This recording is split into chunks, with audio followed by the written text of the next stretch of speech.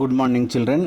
ఇప్పుడు క్లాస్లో మనము 10th క్లాస్ ఇంగ్లీష్కు సంబంధించి యూనిట్ 6లో ఏ రీడింగ్ ద ఎన్విరాన్మెంట్ లెసన్కు సంబంధించిన వొకాబులరీ పార్ట్లో థర్డ్ సెక్షన్ గురించి తెలుసుకుందాం. ఇక్కడ మనకు fill in the blanks with the appropriate forms of the underline words అని ఇచ్చాడు.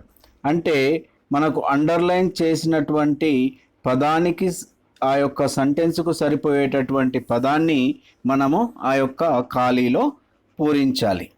ఇక first question, it is every one's duty to keep the environs clean. ఏదైతే మన యొక్క పర్యావరణ ఉందో, మన పరిసరాలు ఉన్నాయో వాటిని క్లీన్గా ఉంచడం అన్నది ప్రతి ఒక్కరి యొక్క బాధ్యత. అది every one's duty. With the cooperation of the citizens the government can protect the. ఇక్కడ మనకు డాష్ అనేది ఇవ్వడం జరిగింది.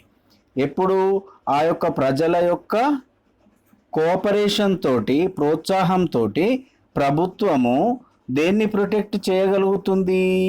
ఇక్కడ మనకు అండర్లైన్ వర్డ్ ఏంది? ఎన్విరాన్స్ కదా. కాబట్టి దీనికి రిలేటెడ్ వర్డే మనం ఇక్కడ రాయాలి. దేని సరిపోతుంది అన్నది. దేన్ని ప్రొటెక్ట్ చేస్తుంది? పర్యావరణమును. కాబట్టి ఎన్విరాన్మెంట్ అని రాయాలి. ఇక్కడ ఏం రాయాలి? ఎన్విరాన్స్, ఎన్విరాన్మెంట్. ఆ విధంగా నౌన్ ఫామ్స్ కానీ లేదా అడ్వర్బియల్ ఫామ్స్ కానీ మనకు ఏది ఇక్కడ సూటేబుల్ అనిపిస్తే ఆ ఫామ్ని మనం ఇక్కడ రాయాలి.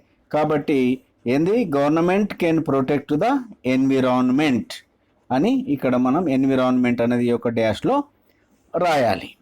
Next the government. ఇక్కడ అండర్లైన్ వర్డ్ గవర్నమెంట్ సెకండ్ వన్లో. The government of the day should show it's capability by providing good dash to the people. మరి ఈ యొక్క the government of the day, ఇప్పుడు ఈ రోజులో ఏ గవర్నమెంట్ అవుతుందో, ఏ ప్రభుత్వాలు అయితే ఉన్నాయో అవి షుడ్ షో ఇట్స్ కేపబిలిటీ, వాటి యొక్క సామర్థ్యాన్ని చూపించాయి. ఎట్లా? తప్పకుండా చూపించాలి. షుడ్ షో, తప్పకుండా చూపించాలి. ఇట్స్ కేపబిలిటీ బై ప్రొవైడింగ్, మరి ఏం సమకూర్చి చూపించాలి ఈ ప్రజలకు? Good governance. ఏంది? Good governance. Government governance, good governance, మంచి పరిపాలనను ఆ యొక్క ప్రజలకు చూపించి తన యొక్క కేపబిలిటీని నిరూపించుకోవాల్సిన అవసరం ఉన్నది. ఇక next third one, Wangari Maathai. Wangari Maathai was successful in transforming women of Africa and the dash made her happy. ఏమైతే ఆమె ట్రాన్స్ఫార్మింగ్ చేసిందో, ఏదైతే ఆమె ట్రాన్స్ఫర్మేషన్ చేసిందో, మార్పు తెచ్చిందో, ఆ మార్పు అనేది ఇక్కడ ఆఫ్రికా యొక్క స్త్రీల లోపట, ఆఫ్రికా యొక్క స్త్రీల లోపల మార్పు తెచ్చిందో ఆ మార్పు డాష్ మేడ్ హర్ హ్యాపీ. ఇక్కడ చూడండి, Wangari Maathai was successful in transforming women of Africa. Africa ప్రజలలో మార్పు తేవడంలో ఆమె సక్సెస్ఫుల్ అయ్యింది. మరి ఆమెకు హ్యాపీ ఇచ్చింది ఏంది? అండర్లైన్ వర్డ్ ఏంది? ట్రాన్స్ఫార్మింగ్. ఏంది మరి ఇక్కడ? ట్రాన్స్ఫార్మేషన్. ఏదైతే మార్పు తీసుకొచ్చింది కదా ఇక్కడ ట్రాన్స్ఫార్మింగ్. ఈ ట్రాన్స్ఫార్మింగ్ నుంచే మనము నౌన్ ఫామ్లో ట్రాన్స్ఫార్మేషన్. ఏంది? మార్పు ఆమెను హ్యాపీ చేసింది. The transformation made her happy. కాబట్టి డాష్లో మనం ఏం రాయాలి? ట్రాన్స్ఫార్మేషన్ అని రాయాలి.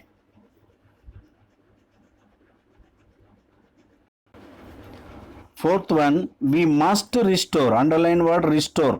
అండర్లైన్ వర్డ్ ఏంది? Restore. We must restore our environment and always try to ensure. ఇక్కడ హామీ ఇవ్వడానికి మనం ప్రయత్నం చేయాలి. ఎందుకు? It's dash. ఇక్కడ అండర్లైన్ వర్డ్ ఏంది? రిస్టోర్. మనము మన యొక్క ఎన్విరాన్మెంట్ను రిస్టోర్ చేస్తూ ఉండాలి, పునఃస్థాపిస్తూ ఉండాలి. పాత ఎన్విరాన్మెంట్ మంచి గుడ్ అండ్ ఫ్రెష్ ఎన్విరాన్మెంట్కు మార్చడానికి మనం ప్రయత్నం చేస్తూ ఉండాలి. We must restore our environment and always try to ensure its restoration. Restore ko noun form ఏంది? రిస్టోరేషన్.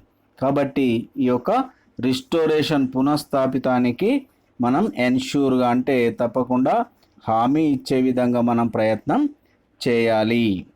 ఇక fifth one, natural resources in this world can be sustainable.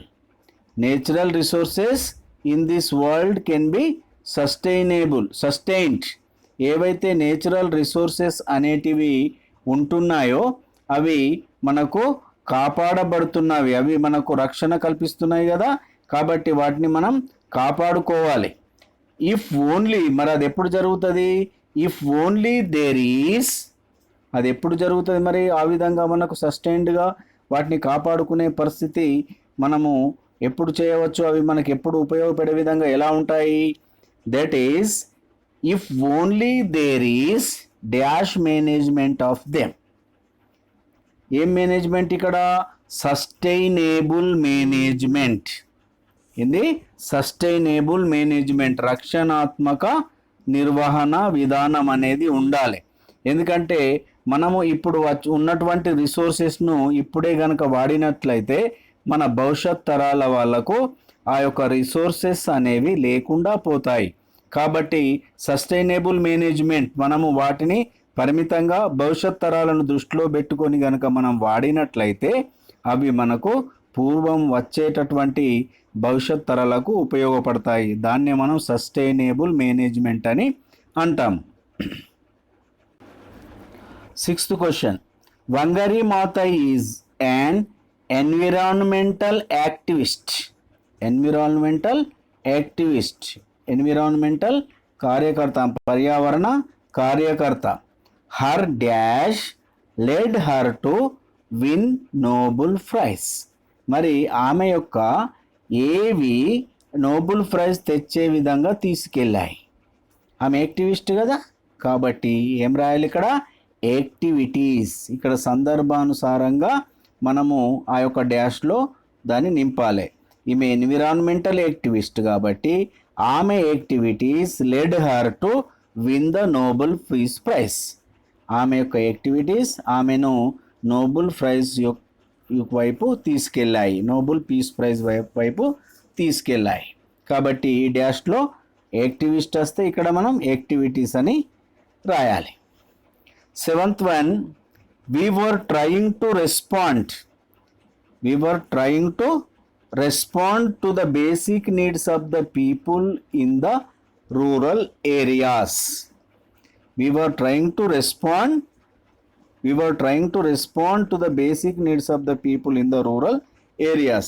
ఏదైతే గ్రామీణ ప్రాంతాలలో ఉన్నటువంటి ప్రజలు ఉన్నారో వాళ్ళ యొక్క బేసిక్ నీడ్స్కి మేము రెస్పాండ్ అయ్యాము. వీఆర్ ట్రయింగ్ టు రెస్పాండ్, వాళ్ళ యొక్క బేసిక్ నీడ్స్కి మేము రెస్పాండ్ అవ్వడానికి ప్రయత్నం చేశాము. Our dash was well received by them.